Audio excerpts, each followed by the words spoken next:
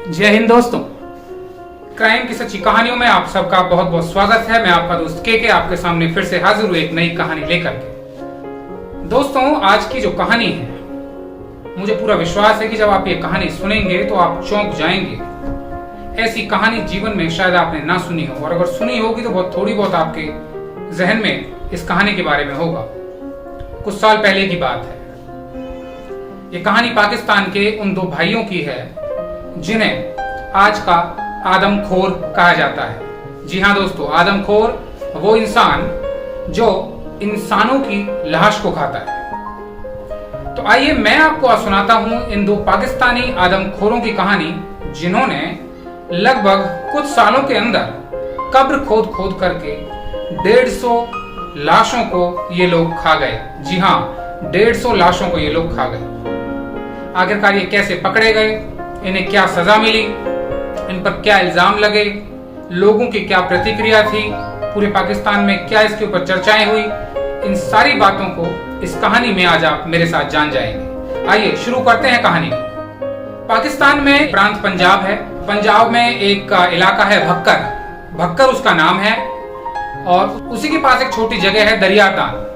वहां पर दो भाई रहते थे जिनके नाम मोहम्मद फरमान अली और मोहम्मद आरिफ अली। ये दोनों भाई एक गरीब घर में पैदा हुए। मोहम्मद फरमान अली पढ़ाई लिखाई में थोड़ा होशियार, 10वीं तक पढ़ाई करता है और उसके बाद उसकी पढ़ाई छूट जाती है। छोटा भाई वो भी ज्यादा नहीं पढ़ पाता, उसकी पढ़ाई छूट जाती है। गरीबी में वो लोग रहते थे। उसके बाद दोनों का निकाह होता है, उनकी बीवियां आती हैं, कुछ सालों बाद उनके बच्चे होते हैं। लेकिन जैसे जैसे समय बीतता जाता है, उनकी बीवियों के साथ उनका काफी झगड़ा रहता था, और अचानक से एक दिन उन दोनों की बीवियां उनको छोड़कर चली जाती, क्योंकि ये दोनों कई कई दिनों तक घर से बाहर रहते थे, पैसा कमाते नहीं थे और घर पर अक्सर झगड़ा किया करते थे। तो लगभग 2009-10 में इनकी जो बीवियां थी वो इनको छोड़कर चली गई थी। और 2011 में एक घटना घटती है पाकिस्तान में, और ये घटना 24 से 48 घंटे के अंदर पूरे पाकिस्तान में फेमस हो जाती है। जी हाँ, दरअसल हुआ ऐसे कि इनका जो इलाका था दरिया खान, उसके ही एक पास के इलाके में एक लड़की, अकस्मात उसकी डेथ हो जाती है। वो कैंसर से पीड़ित थी, जिसका नाम शायरा परवीन था। उम्र लगभग 24 साल थी। तो पूरे तरीके से शायरा परवीन की जो डेड बॉडी थी उसे कब्रिस्तान में लाया जाता है। फिर सबकी मौजूदगी में उनको मिट्टी दी जाती है, और आखिरकार उनकी लाश को दबा दिया जाता है एक मुस्लिम रीति रिवाज के अनुसार, और वो लोग वहां से चले जाते हैं। अगले दिन लड़की का भाई उस जगह पर जहां पर उसको दबाया था, कुछ और रस्में मौत के बाद होती हैं अलग अलग मुल्कों में, अलग अलग धर्म के लोगों में। तो मौत के बाद अगले दिन भाई जाता है उस पर्टिकुलरली जो कब्र थी वहां पर, और वहां पर कुछ कर्म कांड उन्हें करना होता है। तो वो जाकर क्या देखता है कि कब्र के साथ कोई छेड़खानी हुई थी। तो वो गहराई से जब देखता है, इधर उधर मिट्टी हटाता है, तो उसको पता लगता है कि कब्र में से शायरा परवीन की जो डेड बॉडी थी वो गायब थी। अब जैसे ही वो ये देखता है तो वो बड़ा हैरान होता है। वो तुरंत पुलिस स्टेशन जाता है, पुलिस में रिपोर्ट लिखवाता है, बोलता है कि जी ऐसे ऐसे हुआ, और अगले दिन जब हम गए तो वहां पर डेड बॉडी थी ही नहीं। पुलिस भी इस बात को अचानक से बहुत चौंक जाती है, और फिर कुछ लोगों के साथ वहां पहुंचती है और जायजा लेती है उस जमीन का, और पाती है कि हाँ वास्तव में वहां पर डेड बॉडी थी ही नहीं। उसके बाद नॉर्मल तरीके से तलाश शुरू होती है, लेकिन मुखबिर से यह खबर मिलती है कि पर्टिकुलरली एक घर में आप जाइए, शायद वहां पर आपको कुछ मिल सकता है। तो पुलिस फटाक से उस घर में पहुंचती है, और वो घर था इन दोनों भाइयों का। तो घर में उस दिन शायद आरिफ अली था। तो आरिफ अली दरवाजा खोलता है, तो पुलिस कहती है कि भाई है कहाँ? वो कहता है काम पे गया है। तो वो कहती है ठीक है, तो उसका कमरा कौन सा है? वो कहता है ये वाला है, उसका लॉक लगा हुआ था। तो पुलिस जबरदस्ती उनसे चाबी लेती है और लॉक को खोलती है। ताला खोलकर अंदर जाती है पुलिस। तो अंदर का दृश्य थोड़ा अलग सा था। एक बड़ा पतीला रखा हुआ था, पतीले के साथ में एक बड़ा सा चाकू था, चाकू के साथ एक कुल्हाड़ी थी, और वहां पर खून भी पड़ा हुआ था, और एक पटला जिस पे बैठते हैं वो था। इन सब को देख करके थोड़ी हैरानी होती है पुलिस को, लेकिन कमरे में इधर उधर नजर मारने पर कुछ नजर नहीं आता। जब उस बर्तन में झांकती है पुलिस तो पाती है कि उसमें मांस को पकाया गया था, लेकिन जब तक ये पुलिस को मालूम नहीं था दोस्तों कि वो मांस एक्चुअली था किसका। तो पुलिस उसको जब गहराई से देखती है तो पाती है कि उसमें मीट की करी बनाई हुई थी। जब तक पुलिस को लगता है कि शायद उन्होंने कुछ चिकन या फिर कोई मटन बनाया होगा, लेकिन चूंकि वो लाश को ढूंढ रहे थे, अचानक से उनके इंस्पेक्टर थे फकर भट्टी साहब की नजर उस कमरे में चींटियों पर जाती है। एक चींटियों ने लाइन बना रखी थी बहुत लंबी, और वो लाइन एक खटिया, एक खाट, एक चारपाई आप कह दीजिए, उसके नीचे तक जा रही थी। तो उनका थोड़ा सा हौसला बढ़ता है चींटियों को देख के। वो चींटियों के पीछे पीछे जाते हैं और उस चारपाई को हटाते हैं, और उनको चारपाई के नीचे एक बोरा मिलता है। जब उस बोरे को वो खोलते हैं, खोलते ही पूरी पुलिस टीम के होश गायब हो जाते हैं दोस्तों, क्योंकि उसके अंदर शायरा परवीन की लाश थी, और लाश का एक पैर जांग मतलब थाई से लेकर के पूरा नहीं था।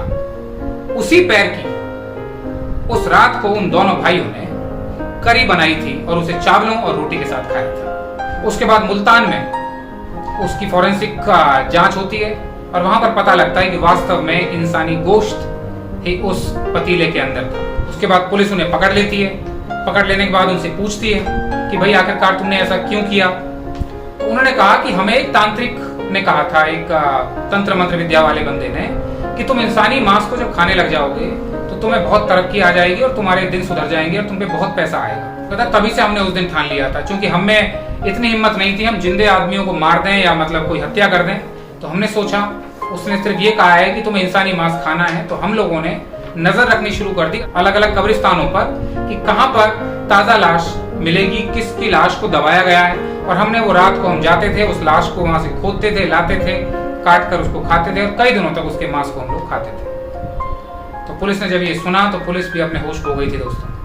लोगों को में बहुत गुस्सा था, लोग उन्हें मारने के लिए तैयार थे। बड़ी मुश्किल से पुलिस उनको बचाती है वहां से, और आखिरकार उन्हें पकड़ लिया जाता है। पहले जेल में रखा जाता है, लेकिन मानसिक हालत को लगता है पुलिस को खराब है, फिर उन्हें एक ऐसे हॉस्पिटल में रखा जाता है जहां पर दिमागी हालत के लोग, जिनकी दिमागी हालत खराब होती है, कुछ दिनों बाद उनकी कोर्ट में पेशी होती है। लेकिन उस समय तक पाकिस्तान में ऐसा पहले कभी कोई किस्सा केस था नहीं, ऐसी कोई सजा नहीं थी। उनके जो पैनल कोर्ट होता है तो उसमें कोई आदमखोर के ऊपर कोई सजा नहीं थी। तो पहले जो जज होते हैं वो इनके ऊपर एक सजा लगाते हैं, कहते हैं कि इन्होंने मुर्दों का अपमान किया है, माने डेड बॉडी जो होती हैं उनके साथ इन्होंने अपमान किया है।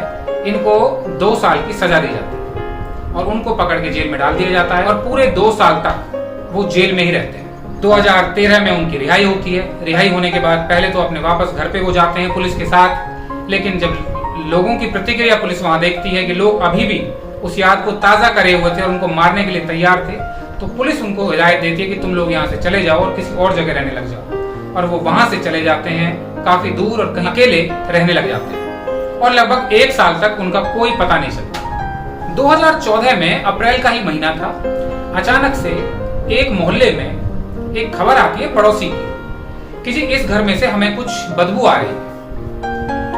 तो पुलिस को बुलाया जाता है, पुलिस उस घर को खोलती है। उस घर में फिर दोबारा से यही दोनों लोग थे, तो बिल्कुल पहले जैसी कंडीशन। इस बार फिर भाई मिलता है, भाई से पूछती है पुलिस कि तुम्हारा दूसरा भाई कहाँ है। फिर उसका यही कहना कि काम पे गया है। वही 2 कमरे, दूसरा कमरा लॉक, दूसरे कमरे के ताले को खुलवाया जाता है।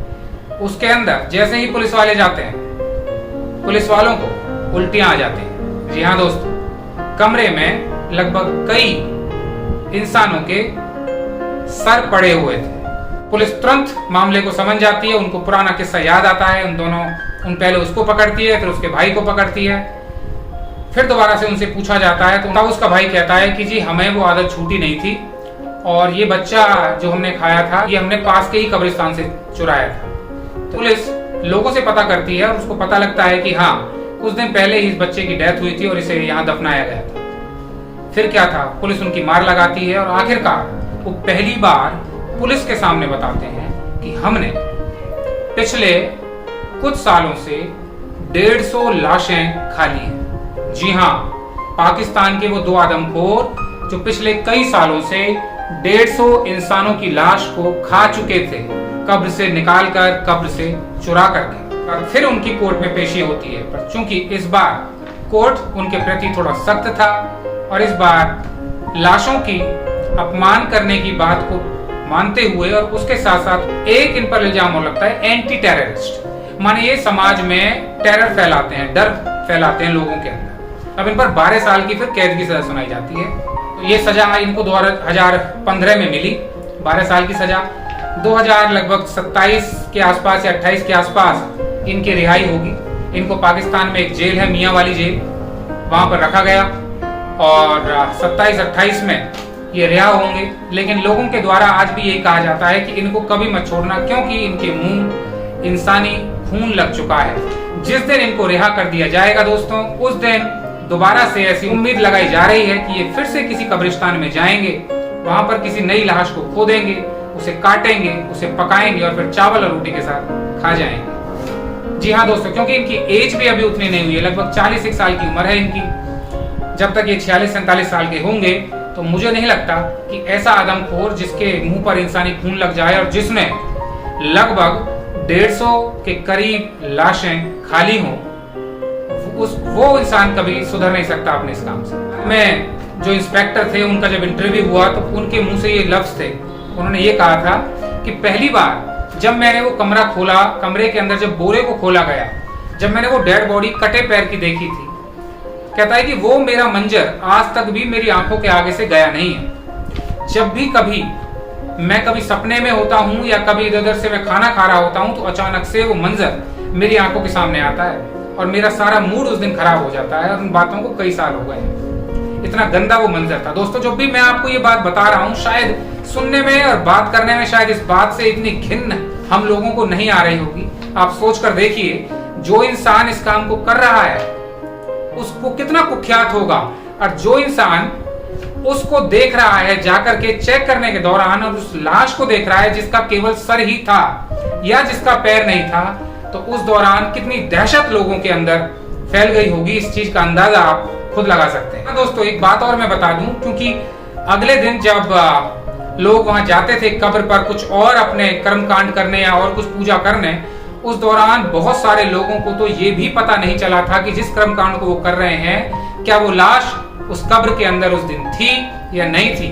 क्योंकि ये लाश को इतनी चालाकी से वहां से निकालते और वापस उसको इतना अच्छी तरीके से मिट्टी को दबाते थे कि लोगों को इस बारे में पता भी नहीं चल पाता था। आखिरकार इन दोनों भाइयों को पकड़ के अब जेल में है, जैसा मैंने आपको बताया। तो ये थी आज की कहानी पाकिस्तान के दो मुर्दा खोर, कुछ आदमखोर भाइयों की, जिन्होंने 150 आदमियों को खा लिया और आज भी उन पे अंदाजा लगता है कि वो और लोगों को भी खा सकते हैं। खैर, ऐसी कहानियां देश और दुनिया की मैं आपके सामने लाता रहूंगा। समाज में हमें सचेत रहने की जरूरत है। चारों तरफ क्राइम्स ने अपने पैर पसारे हुए हैं, हमें अपने आप को बचाना है, बचाव रखना है, अपने परिवार का ध्यान रखना है।